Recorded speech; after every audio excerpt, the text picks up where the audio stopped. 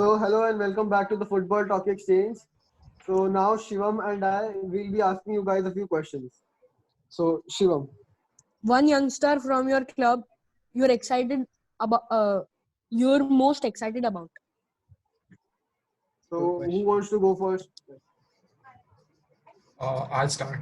All right. So I think Rodrigo Bentancur, Mm-hmm. he's very promising as a midfielder, fast, great with the ball. I would also say Dybala, but everybody knows he's exciting. But so yeah, that's it. Don't Alright. consider Dybala a youngster anymore. He's like one of the stars of He's Serie A. like 25 to 26. He's in his prime now. Yeah. But like comparatively, he's young. Yeah, He's yeah, 25. 26. I get it. Rohan, what about you? Okay, this might sound a surprise, but I would go for Brandon Williams from United. He's a left back. He has played a lot of games now, and he's just 19, I guess. But has played against City and all that big guns. But Bigger club. performance, the way he has performed in the PL is, I find it very promising for a defender at this age. He has already bagged a few assists and a goal also at this age. So I think that he's the perfect replacement for Luke Shaw in the near future. All right. Aryan? Would you all consider Frankie de Jong a youngster? Why not? So I yeah, thought your answer would be Ansu Fati. I was. Fati. Yeah, I knew all of you would be expecting me to say Ansu Fati, but I'm personally thinking that Frankie de Jong has a higher ceiling than Ansu Fati, much higher. Like, Alright. what Frankie de Jong can become for relative to his position, Ansu Fati can never become, is what I'm thinking. He will still be a very serviceable. He can still become a very serviceable player for Barca. He can like be the future left wing for us. Not just like the superstar. He can be a good second option on a Champions League winning team, is what I'm saying. Good second or third option. Abhay?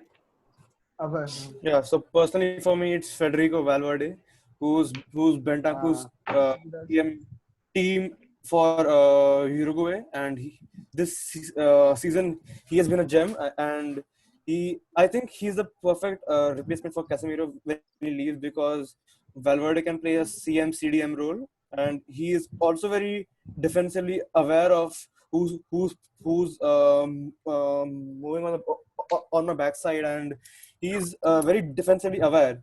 So I think his skills can be very valuable for us, and he's obviously very raw at the moment, but I think his skills can be honed at Real Madrid. So I think If he develops a So you consistent want to shot, go he will next? become the best midfielder in La Liga. hopefully. Yeah. So Shivam, what do you think? I think for City, Phil Foden. City? Uh, Weren't you a Neymar fan, man? That's such a big turn off. So Ankur Bhola? So Phil Foden, he's I think 19 or 20, 20. and in the under 17 World Cup, he was for England. He was just a perfect upcoming De Bruyne. But So do at you United- think Guardiola will allow him to become one of the best? I don't know that. Rot on the bench. So for me personally, the player I'm most excited at United is obviously Mason Greenwood, as some of you might have expected. I think the maturity he's shown at such a young age is great for. I think he's only 17 or 18. 18. And 18. I guess. 18, okay, And I mean the quality, he's both footed, he scores free kicks with both feet. The one touch you take before the shot to create an extra yard of space, I think that quality of Greenwood is really impressive for me. Sorry. Can I add some players from Juventus? Yeah, go on. So Go on. I completely forgot about De Ligt. Yeah. I think he must be mentioned. And Demiral, I think Demiral is a very talented player. I don't think he gets a lot of credit. So I think Demiral is also very skillful. To be honest, like Even at our club, yeah, go. at our club, Go on, go on. multiple youngsters that have like a great future ahead of them. So like to pinpoint one of them is a very hard task for like a Hard coach. task, exactly. Yeah, Rohan, go on. What I would also like to say is that because none of us are in love with Dortmund, we are ignoring the talent of Sancho. I think he's going to be one of the world's best ahead because what he's doing right now in his such a young age, I think he's one of the best youngsters we can say, Yeah. along with Mbappe, Haaland, and everyone. But he's a bit underrated, but he's amazing on the ball. If you have ever watched him play, I watched him in that PSG Dortmund match, and he was too good. He was the one. He's a playmaker actually, the one who sets up the goals and doesn't take a lot of credit. He's a player like that. Right. It could all fall in So- place perfectly for Euro 20, like Euro, nahi, for FIFA World Cup 2022 for England. It could finally come home. Yeah. So we move on to the next question. If you could take one player from your rival club, who would that player be? This is hard. All right. Shubham, So you start. Aryan. Okay. Should I start? Yeah, go on. So personally, I would take Mo Salah from Liverpool because, like we all know, United have a problem at right wing for like 5, 6, 7 years probably. Like there's no top quality right winger at United. That is primarily why we're linked to Sancho. And yeah, Mo Salah, I mean, he would be the perfect player to play down the right wing. Like the pace of Martial, Rashford and Sanchez in the Premier League. Shivam, who do you want from United? No, Okay. I'll take from Liverpool. I think Robertson, because Mendy half the season he's injured. So Robertson on the left back position. Shubham went for need rather than best player available. I like that. I'm also going to go to a similar route. I think I'm going to take Rafael Varane. Fair enough. Fair enough. Like we don't need more juice in attack. We don't need more juice in attack. We don't need more juice in midfield. The only place we need reinforcement is defense. And with like somebody to replace would be like Umtiti or PK, and Rafael Varane is going to be perfect, like next to Clement Lenglet. Abhay? So I'm just seeing the Barca lineup to see. Like, of course, it would be Messi, but like he's 34 now, 33, 34, and I think for the future it won't make sense. 33. Yeah. So I'm just seeing. I don't think that's anyone in specific except for Messi, but I think Not Ansu Fati or De Jong? Yeah. no. We already have Rodrigo and Vinicius and He's also going Renier, the Samba 3. So I think Frenkie de Jong would be the perfect option in case we don't buy Pogba, which I hope we don't. So I think So if I you're think, not going for Pogba, you are linked to Kamavinga. I think so. yeah, coming like he's too young, and currently for like 4 years in the future, I think De Jong and Valverde will provide the best CM partnership for us. Okay. So I think Frenkie de Jong. Rishabh? So I would like to take Immobile from Lazio. I mean, that guy has been on fire. Like he's winning the Golden Boot this year, undoubtedly. In the Serie A, yeah. Yeah, and I think his partnership with Ronaldo would be pretty good because he moves around. No, while Lewandowski, Aryan. No, he has scored more in the Europa League, I think, Immobile. So yeah. No, I would choose Immobile. Lazio got knocked out in the But group stage. I would also choose Chiesa, Federico Chiesa from Fiorentina. Yeah, man. He easily one. The top He has the player. potential to win a Ballon d'Or. Like Yeah. the way he plays is Mm. so intense. Like his pace, his dribbling, his touch, everything. It's really good. And he's not. He doesn't really think like he doesn't really showboat a lot. He thinks about the results more. You know, he goes for goal. He's very direct, and I think Yeah. like I think he's a very good player. If I was a UA fan, I would personally go for Antonio Conte for Maurizio Sarri, because Sarri is a shit coach. He's a shit coach. He's a shit coach. Oh no, his playing style is so bad. Even Jorginho couldn't handle it. So I think Antonio Conte. Rishabh is too kind with the players. It's very easy for Chiesa to dominate at a club like Fiorentina. I don't think he is going to win the Ballon d'Or anytime soon, mate. Rohan? Actually, even I was going to go for Salah this time, but I might also, if not exactly a rival club, I would take Declan Rice from West Ham as a CDM. He would, I think, he would pair perfectly with Paul Pogba in the CDM. I know we have McTominay and Fred, but I think Declan Rice would be a good backup option right now because of his age, and he needs more experience. And I would also want to speak for Barca. Like I would also want Ferland Mendy from Madrid. Yeah.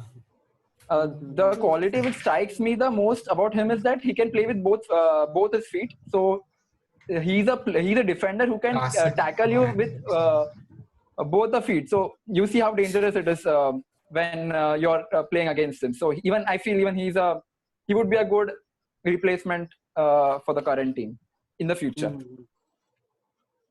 All right. So moving on to the next question, probably the most interesting one in my opinion. Sorry. So if you could change or remove two rules from the game, which would they be? I think we all know what one's going to be. Yeah. VAR is not a rule, huh, by the way. What is it? Remove it. It's a regulation. Rules and regulations fall under the same category, I think. All right, huh? All right. So, like, who wants to go first? Let's just all agree that this is bullshit. Let us have that one as common, and let's move on to our second. Yeah. I don't think I don't want to remove a rule. I just want to modify a rule about the offside rule. Means we need the offside rule, but there has to be a modification on the offside rule, and even on the handball rule, there has to be a modification, especially after watching the Liverpool City game. That Arnold handball, I still don't understand why wasn't it given. So I think these two rules, they need a bit of modification. They don't need to be removed, but a bit of modification to avoid controversies. I don't think there'll ever be a stagnant handball rule. It will keep changing. Yeah. It's going to be impossible to define what's a handball and what's not a handball. The margins are very Like, very fine. tough. Yeah. Yeah. But the point is, if you're giving a particular situation a handball in a previous match, and the next match itself you're saying that isn't a handball, that is where the controversy begins. If you decide that in this situation it is hitting the end of your arm and it's a handball, then in the next situation when it happens you have to give it without any hesitation. But that isn't happening right now with the VAR. So that is what I want to. I think we need more consistency. Yeah. But that is also I would very tough to demand from like a group of 3 people.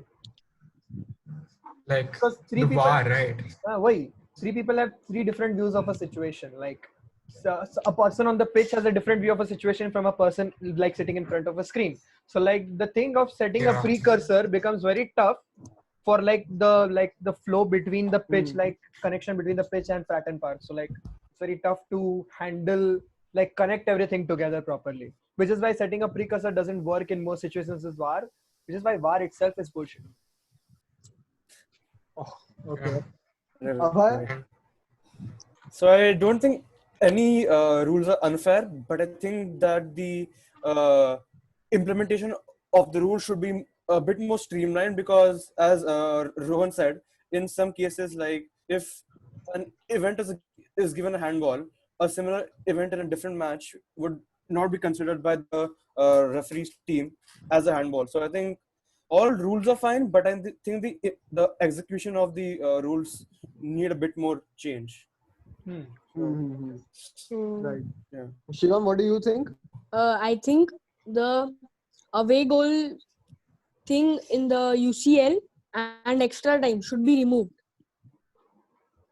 So If they should be removed, not modified. no, removed. Okay. So Extra time को क्या हुआ बे? So that means like if we tie on 2 legs, we go straight to penalties. Yeah. yes, Ooh, saucy. Not something you'd fancy on FIFA, Yeah. especially FIFA 20. Career mode. Anything else? no. No. So personally, I would change the goal celebration rule. Like Yeah. Yellow card. if you Taking take off your a shirt. t-shirt off, Yeah, that taking off shouldn't shirt, be a yeah. yellow card. Like please. And the second one, I would change the away goal rule. Like 90 minutes in both legs, away goals should be counted. But like Diego Simeone pointed out after the Liverpool game at Anfield, Oh, that they yes, got of 30 course. extra minutes. So those 30 minutes, I think the away goal should not count. It should count as a normal goal. Fair point. I think like VAR is great, like in general, but the way it's been implemented is wrong. I think this change as referees should get direct information from the VAR from their microphone, like whatever, like their device, and instead of making decisions on their own. Basically, referees are getting outdated right now. I think everyone can agree because they're making mistakes, and I don't want to like criticize them, but VAR is exact. So I think, but like the way you use VAR should be changed. But on the other hand, if you have someone continuously monitoring the game, why does it take like 30 minutes to give every decision? That's like the downside Yeah, of that's true. Because the pressure is real, right? Like the pressure is But real. like- one small mistake and the title is at stake. It Right? could So I change think, the yeah, exactly.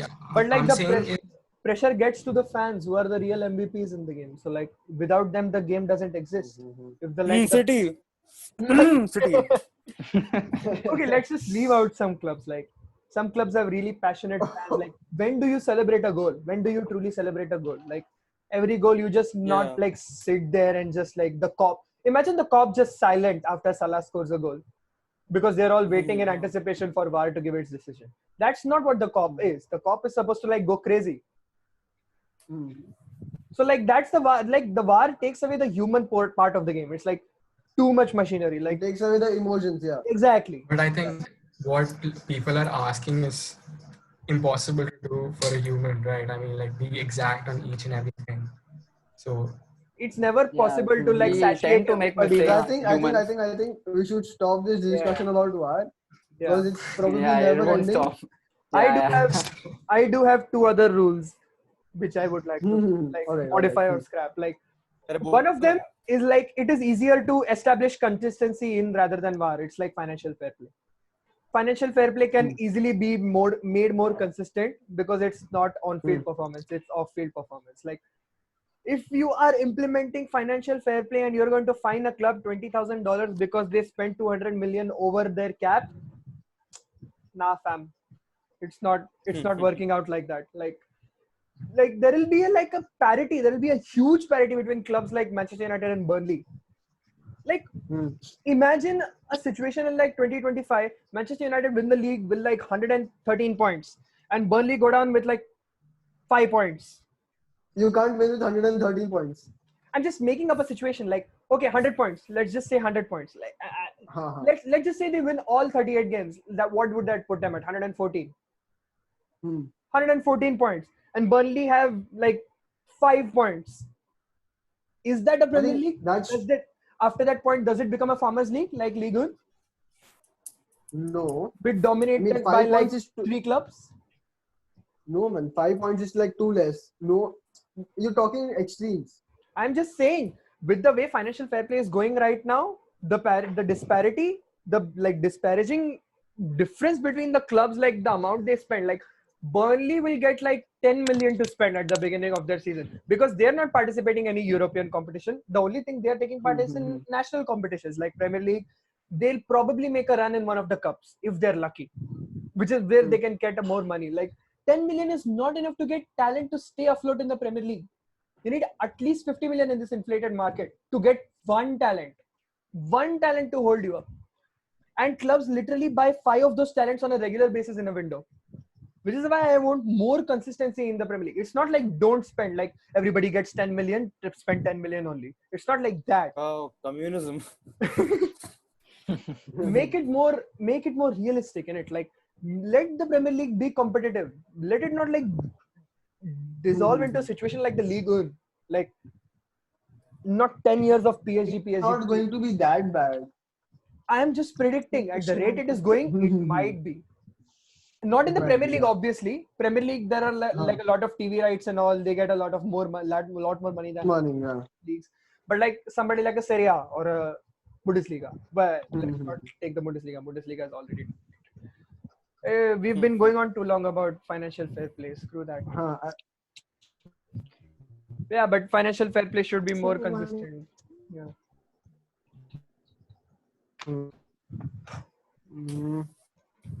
So I think Shivam wants to ask another question. Yes.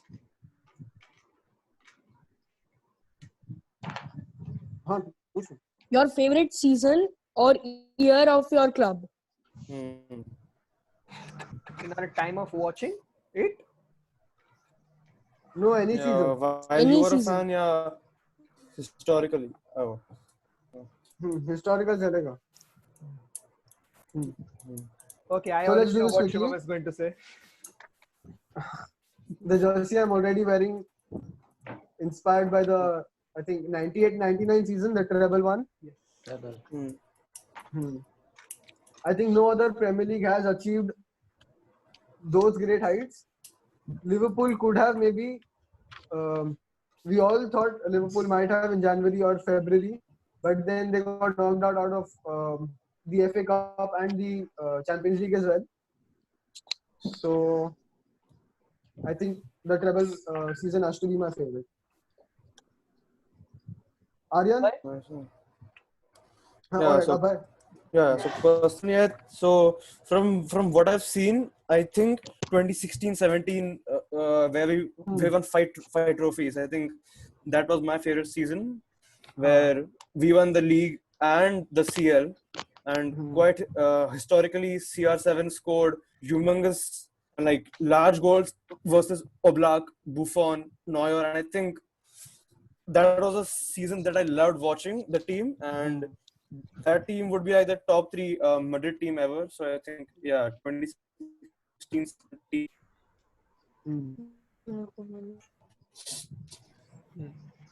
I'm going to pause the recording here.